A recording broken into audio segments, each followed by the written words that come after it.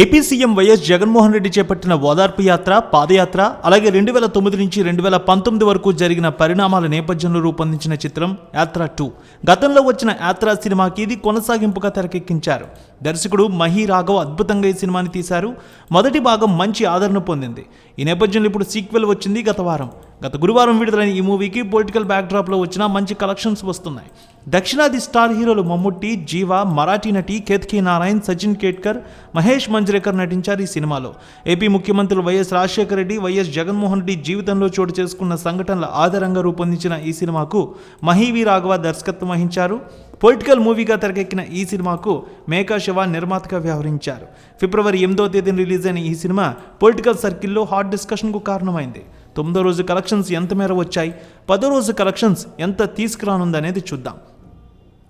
YS Jaganmohan Reddy బయోపిక్గా రూపొందించిన యాత్ర 2 చిత్రంలో నటించిన ఆర్టిస్టుల రెమ్యునరేషన్, ప్రొడక్షన్ కాస్ట్తో కలిపి ఈ మూవీని సుమారు 40 కోట్ల రూపాయలతో నిర్మించినట్టు ట్రేడ్ వర్గాలు చెబుతూ ఉన్నాయి. ఈ సినిమాకి సంబంధించి పెద్దగా ప్రమోషన్ కార్యక్రమాలు నిర్వహించలేదు. ఈ సినిమాని సొంతంగా రిలీజ్ చేశారు. ఈ మూవీని తెలుగు రాష్ట్రాల్లో దాదాపు 500 స్క్రీన్లలో రిలీజ్ చేశారు. ఓవర్సీస్ 100 లొకేషన్లో రిలీజ్ చేసినట్టు ట్రేడ్ వర్గాలు చెప్తున్నాయి. 8వ రోజు, 9వ రోజు ఆక్యుపెన్సీ 22 నుంచి 23% మధ్య కనిపిస్తోంది. ముఖ్యంగా రాయలసీమ, ఉత్తరాంధ్ర, కృష్ణా జిల్లాల్లో మంచి ఆక్యుపెన్సీతో వసూళ్లు వచ్చాయి. ఓవర్సీస్లో అమెరికాలో యాత్ర 2 సినిమాకి మంచి స్టార్ట్ లభించింది. 9 రోజుల్లో $3.35 లక్షల వసూళ్ల మార్క్ అందుకున్నట్టు తెలుస్తోంది.